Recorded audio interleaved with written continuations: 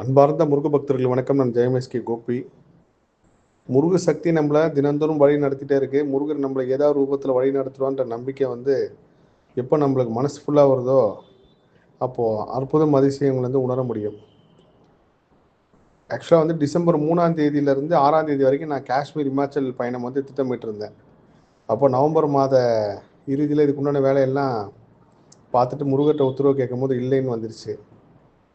அதுக்கு நான் சமீப காலமே சொல்லுவேன், ஒரு வாட்டி தான் உத்தரவு கேட்கணும், நம்ம இஷ்டத்துக்கு 2-3 வாட்டி போட்டு கேட்கக்கூடாது. இல்லைன்னு வந்ததுக்கப்புறம் நிப்பாட்டிட்டேன். நான் இப்போ 2-3 நாளாக செய்தி சேனலில் பார்க்குறப்போ இண்டிகோ விமானம் பாதிப்புனால கிட்டத்தட்ட எல்லா ஊரும் இந்தியா முழுவதும் நிறைய ஃப்ளைட்டு கேன்சல் ஆகி எல்லோரும் ஒரு இடத்துல பாதிக்கப்பட்டிருக்காங்க. அது ரொம்ப ஒரு வகையில் வருத்தத்துக்குரிய இருந்தாலும் நிச்சயமாக நானும் போயிருந்தேன்னா கண்டிப்பாக இந்த மாதிரி ஏதோ ஒரு நெருக்கடியில் மாட்டியிருப்பேன். முருகர் நம்மளை இன்னும் ரிலாக்ஸாக கூட்டு போகணும்னு நினச்சிருக்காரு போல இருக்கு. கண்டிப்பாக இந்த இமாச்சல் பிரதேசம் காஷ்மீர் பயணமும் ஒரு பெரிய அற்புதம் அதிசயத்தை உலகம் ஃபுல்லாக இருக்கிற முருக பக்தர்கள் உணர வகை கூடிய இருக்கும். நானும் அந்த நாளுக்காக காத்திருக்கேன். இல்லைன்னு வந்தது காரணம் இதுதான் அப்படின்னு இருக்கலாம்னு என்னோட நினைப்பு. அதனால தான் இதை நான் ஒரு குரல் பதிவாக செய்கிறேன்.